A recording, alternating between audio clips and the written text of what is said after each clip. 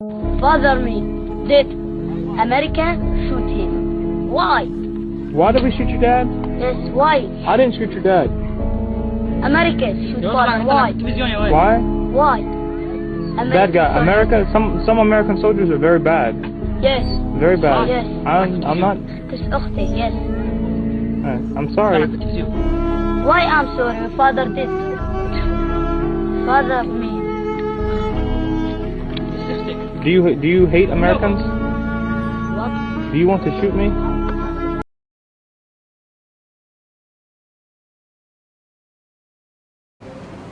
Yep, unfortunately it's not AI.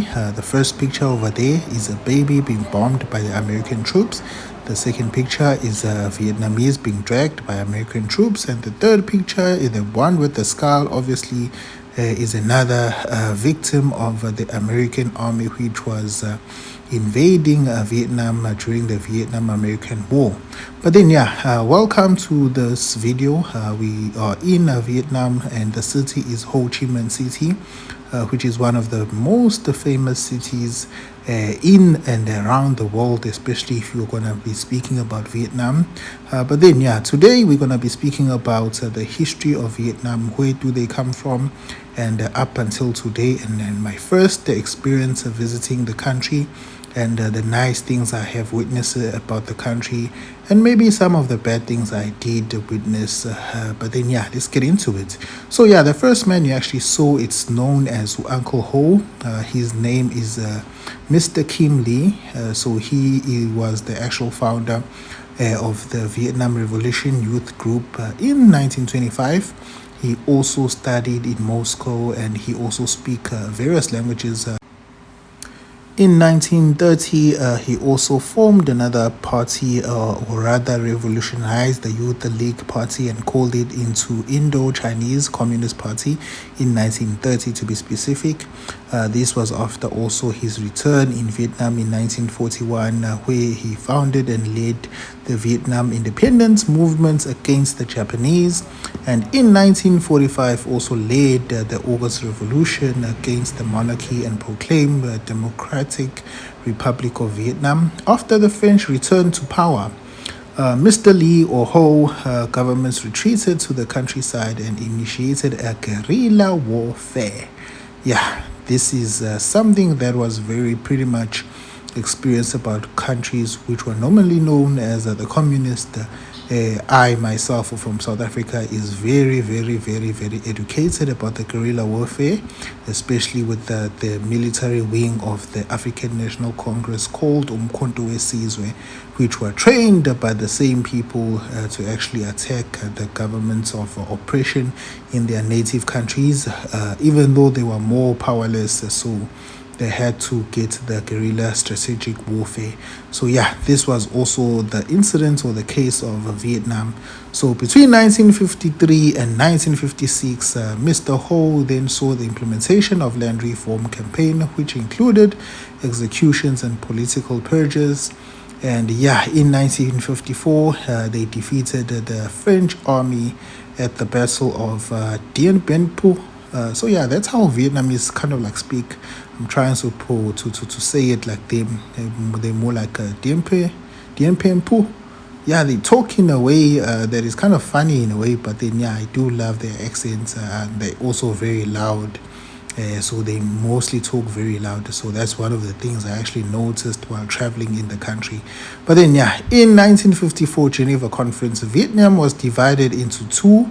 The north, which was led by Mr. Ho himself and backed by the Soviet Union, and then the south, Vietnam under anti-communist nationalists backed by the United States. And United States is always within the countries, is always within wanting to control. And once again, bloodshed had to take place in Vietnam to ensure that the Vietnamese stay into their place. But the Vietnamese fought until their last breath because they actually won this war. And let's begin.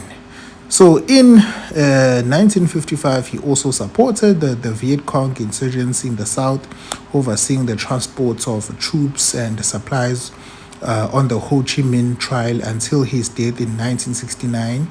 North Vietnam won in 1975 and the country was reunified in 1976, and the Socialist Republic of Vietnam, Saigon, South Vietnam's former capital, was renamed Ho Chi Minh City in his honor.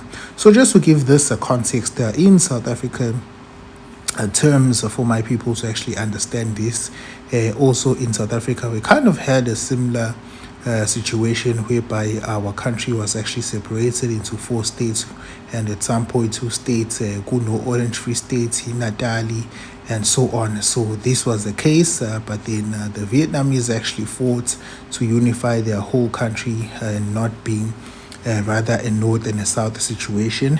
And upon actually winning that war, they decided to name the country or the city or the capital city of the South of Vietnam, which is formerly known as the Ho Chi Minh City today. This was like the capital city where the French, where the US wanted to take control and actually stay. So they decided to name that actual city by the leader, Mr. Ho, who came from the north. So yeah, that is another strategic thing.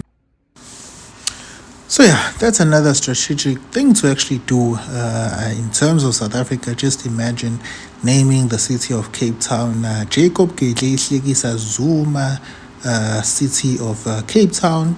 We're actually naming the airport in Cape Town JG Zuma International Airport in Cape Town. Yeah, that would be the best idea to actually honor the leader of the intelligence of the Umkhonto weSizwe, which is pretty much similar to this instance of Mr. Ho. But then, yeah, back to it. When it comes to the American people who actually survived and people who actually died in the Vietnamese War, on record, it's recorded that over 58,000 American troops actually died in the Vietnamese War. But then you get some other sources which is actually confirming that actually more than 200,000 people might have died in the Vietnam War, and those being specifically the Americans. Other than that, we must also see and also speak about the damage that the American troops actually caused in Vietnam, and this whole museum is actually about all that, and I'm going to be speaking specifically about the war and the museum and what information we actually got from this museum. As you can see, these are just some of the jail cells that the people of Vietnamese were actually kept into. What you see over here is the French punishment system. So this is where they cut your head off, they put your head over there, and then that thing comes like cuts or jaws of life, and it actually slits through your throats, and you actually die like that. So that was some of the ways the Vietnamese were actually imprisoned and tortured under the watch of the French, and also under the watch of the American troops in these camps, using obviously some of the Vietnamese people who are actually in favor of capitalism. So yeah, these were some of the bombs that were actually found. As you can see, some of them are real, some of them are just monuments, because you can't leave a bomb obviously like this. It might end up exploding in the public. But then you do find a lot of school children, especially from Vietnam, actually coming to learn the history of Vietnamese and actually to see the detail and the other side of history. Because as I said, growing up, we used to watch Rambo movies. Rambo went to Vietnam, he came back to USA, he now has PTSD, and we must now feel sorry for Rambo because he went to save the world in Vietnam. Whereas in actual fact, you're actually looking at this side of Vietnam, you get to see the tables were actually turned. It's not them who are actually there to save the people, but rather they caused so much harm. As you can see, these people, their teeth were removed because they didn't want to give some political information. As you can see, that's why the leg was rotten from a landmine caused by the American troops. So yeah, some of the reason or the things that make this war very much interesting, and how the Vietnamese people actually won this war using the guerrilla warfare tactics, and also for the mere fact that they did not have enough weapons to actually fight against America. As you can see, Americans, they had helicopters, they had guns, machines, they had bombs, they had everything you need to win a war, but they still lost to a bunch of farmers, basically, to actually put it in that way, because most of people in Vietnam were just rice farmers. And yeah, I have to applaud the Vietnamese people, especially on the strategies. They understood the environment and they used the environment of their country to their benefit. So yeah, they actually used their mountains, the forest, from setting traps, from using tunnels underground and actually attacking and then running away. So that is how they managed to penetrate through the American army and actually taking a lot of lives back. So yeah, these were just some of the cruel things that the weapons used by the Americans: Agent Pink, Agent Gray, Purple, Orange. This is where they spreaded some biochemicals to the people of Vietnam, and up until today, the people of Vietnam are actually still pretty much affected by these chemicals used by the American army. So yeah, it was bioweapons actually used, which is very much illegal and it's not a nice thing to do to other people and humans. And as a result, just coming in the country, you go into the airport, you just drive around, you see what's okay, there's people with some form of disability, especially Down syndrome. I actually saw like 2 people in the first day that actually had it, Down syndrome, and I just knew instantly, I've been living in China for many years, and obviously seeing someone with Down syndrome, it takes maybe like 4 months to actually bump into someone. But in Vietnam, I was able to see that within a day inside the country. So those are just some of the reasons and the evidence of the horror the American actually did in this country and actually put to the people of Vietnam. But then yeah, these were just some of the pictures from around the world of people who are actually protesting. The Dominican Republic, which were also against the aggression showed to the Vietnamese people. There's also some African countries that actually played a huge role in ensuring that they do support Vietnam and the anti-American invasion. So then yeah, do check these things out. So Agent Pink, Agent Green, Purple, Orange. As you can see, these were some of the effects whereby people were born with abnormal body parts. Their skin was actually being peeled off from the gas that was actually sprayed by the American troops.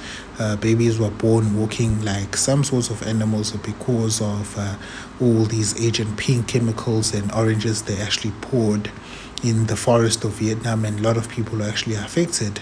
So then yeah, this is just inhumane, if I have to put it like that, to actually do such things to the people of Vietnam. And so yeah, they did actually suffer a lot, and this is just a version that we have to travel to other countries and actually learn from the people who are in that ground. Because when we are sitting in our own countries, we rely so much on TV and we forget that TV has a certain narrative and they actually push what they want you to know and want you to believe instead of the truth. But then yeah guys, I do actually highly recommend you guys to actually visit Vietnam and actually learn and see all these people that you can see, parents suffering, raising their disabled children.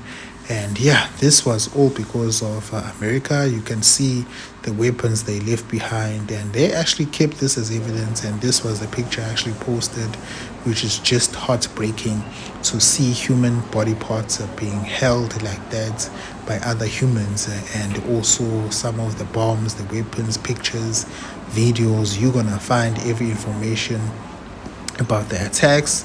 And also I watched this documentary online whereby they were talking about the Vietnam Americans, or the American Vietnamese. These are people or children whom were the product of this war. So yeah, American troops also raped a lot of Vietnamese, and as a result there were actually some mixed children being born out of this war. So yeah, it wasn't also such a nice thing and or a memorable thing to actually see people can get into a country and cause so much horror and then come back play the victim in movies and Hollywood and act like they were saving the country from themselves and they knew better. But then this is it. I just wanted to share this information with you guys. Vietnam, they pretty much respect their country. As you can see when you drive around, you see a lot of flags, you see a lot of statues of Mr. Kim or Mr. Lin or Mr. Uncle Ho, who is the founding father of the combined Vietnam, which is also known as Vietnam today. But then they pretty much respect this man, they respect their history, they understand where they're coming from, and you're gonna see a lot of museums in honor of Vietnam. And the reason why you actually see the flag, these people are actually proud of the flag of Vietnam. And in some countries you won't find people actually praising their flag, actually having pride of who they are. For example, even in South Africa, a lot of South Africans have many questions when it comes to the flag design. Why is the color black small? Why is the color yellow around this? Why is it more white? Why is it this? Because when the flag alone was created, the inclusion of black people wasn't necessarily taken into consideration. So then we just don't care about the flag as much as the people of China actually respect their flag, the people of Vietnam actually respect their flag, the people even of America, because if you drive in America, if you go around in America, Americans actually have their flag in almost everywhere because they actually have some sort of respect when it comes to their flag alone. But then this is what I learned about this country, and I must applaud when it comes to developments, the people. It's safe, you can walk around, you can see there's no drugs, there's no street kids, street people standing here, because if you are driving in Ohio, America, you are going to see a lot of people who are actually high on some drugs. But then in Vietnam, you cannot see that. As you can see, the city is clean, the people take care of themselves, and it's very organized. You can see it's well laid up until today. They're not much pretty developed as much as China or maybe South Korea and Japan, but then you can see they're actually getting there. They actually are a powerhouse in some sort of way, and they actually have their 10s out of 10 in certain aspects from the infrastructure. They're actually trying to do more. And this is it, Bafethu. I just wanted to show you guys. Please do remember to like, subscribe, comment down, ask anything about traveling to Vietnam. Danko.